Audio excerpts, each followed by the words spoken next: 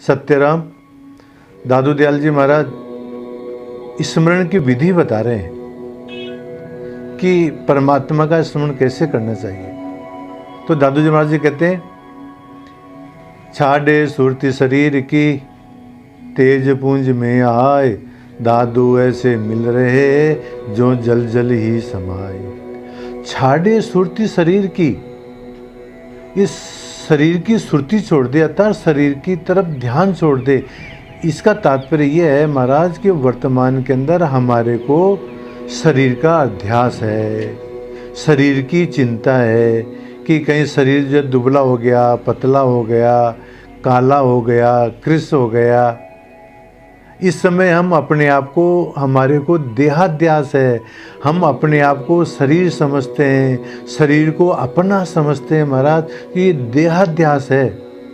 तो दादू जी महाराज कहते हैं कि परमात्मा का यदि आपको स्मरण करना है तो देहाध्यास को छोड़ो, मैं और मेरेपन को छोड़ो महाराज। छाड़े सुरती शरीर की तेज पुंज में आए।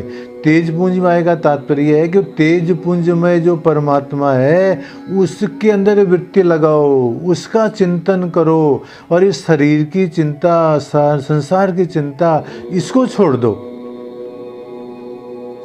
छाड़े सुरती शरीर की तेज पुंज में आए, दादू ऐसे मिल रहे जो जल जल ही समाए।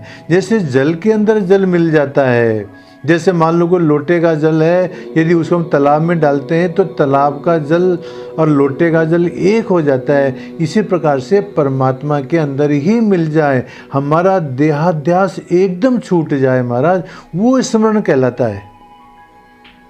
वही बात कहते हैं दादू जी महाराज। छाड़े सुरती शरीर की तेज पुंज में आए, दादू ऐसे मिल रहे जो जल जल ही समाए। और कहते हैं आगे, सुरती रूप शरीर का पीव के पर से होए, दादू तन मन एक रस सुमरण कहिए सोए। सुरती रूप शरीर का पीव के पर से होए। यदि किन्हीं साधुकों को, किन्हीं संतों को, किन्हीं महात्माओं को यदि परमात्मा का साक्षात्कार हो जाता है तो उनका शरीर सुरती रूप हो जाता है, उनका शरीर स्थूल नहीं रहता है, फिर वो सुरती रूप ही हो जाता है। सुरती रूप शरीर का पीव के पर से होए, दादू तन मन एक रस सुमरण कहिए सोए। जब स्थूल शरीर से और सूक्ष्म शरीर से उस परमात्मा का ही चिंतन होता रहे महाराज, तो वो सुमरण कहलाता है। शरीर का अध्यास बिल्कुल न रहे, मन से और किसी विषयों का चिंतन न होवे और केवल परमात्मा का ही चिंतन होता रहे महाराज, वो जो है स्मरण कहलाता है। श्रुति रूप के बारे में स्पष्ट करते हुए ये बताया जा रहा है कि एक बार समुद्र के अंदर एक जहाज के अंदर 700 करोड़ का माल भरा हुआ था और 700 ही साहूकार उसके अंदर थे और वहाँ हिंगोल और कपिल मुनि भी उस जहाज के अंदर थे और संयोग से वो जहाज समुद्र के अंदर अटक गया, समुद्र के अंदर फंस गया।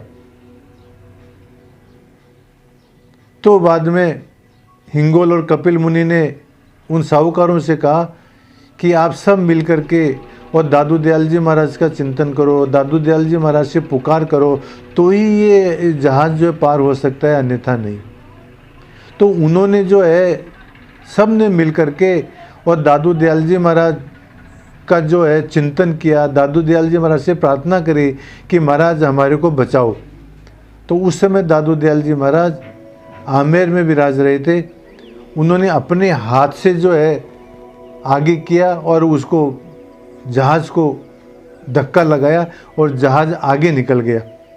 इस क्रिया को करते हुए दादू जी महाराज की जो हाथ की जो बाहें थी, जो चोला पहन रखा था, वो गीला हो गया।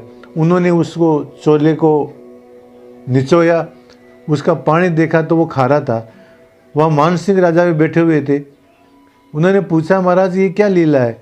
तो उन्होंने कहा कि इस प्रकार से जहाज़ के अंदर समुद्र के अंदर जहाज अटक गया था, उसको मैंने पार किया है। तो ये कैसे किया? दादू जी महाराज स्थूल रूप से तो आमेर के अंदर ही विराजमान थे, परंतु उन्होंने अपना सुरती रूप शरीर धारण करके और उस जहाज को पार किया। इसीलिए कहते हैं 700 साहूकार 7 करोड़ माल भर्यो, सिंधु बीच आय कर जहाज अड़ गई है। हिंगोल कपिल मुनि दादू जी को धर्यो दान, सब मिल टेर कर सागर पार भई है। सब ने टेर करी तो सागर, इस सागर से पार हो गए महाराज वो जहाज। तो दादू जी महाराज ने आमेर में रहते हुए ही उस जहाज को कैसे पार कर दिया? श्रुति रूप शरीर के द्वारा पार कर दिया। उस समय जब 700 साहूकारों ने पुकार करी दादू जी महाराज से, तो दादू जी महाराज अपने मन के अंदर परमात्मा से प्रार्थना करते हैं, राम संभालिए रे विषम दुहेली बार, मज समुद्रा नावरी रे बूढ़े खेवट बाज, काढ़न हारा को नहीं एक राम बिन आज। इस पद्य के द्वारा परमात्मा से प्रार्थना करी और उस जहाज को समुद्र से पार लगाया। ये सुरती रूप शरीर का उदाहरण है। और कहते हैं आगे, राम कहत राम ही रया, आप विसर्जन होय, मन पवना पंचों विले, दादू सुमरन सोय। इस स्मरण के बारे में बताते, राम कहत राम ही रया, बस केवल राम ही रह जाए, राम राम करते करते आप विसर्जन होय, वही अपने शरीर का अध्यास खत्म हो जाए।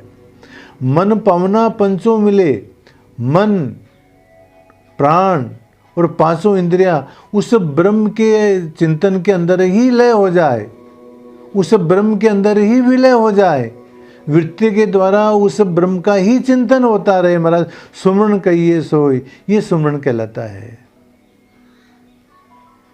इस प्रकार दादू जी महाराज ने इन साखियों के अंदर स्मरण की विधि और सुरती रूप शरीर के बारे में बताया है। सत्यराम।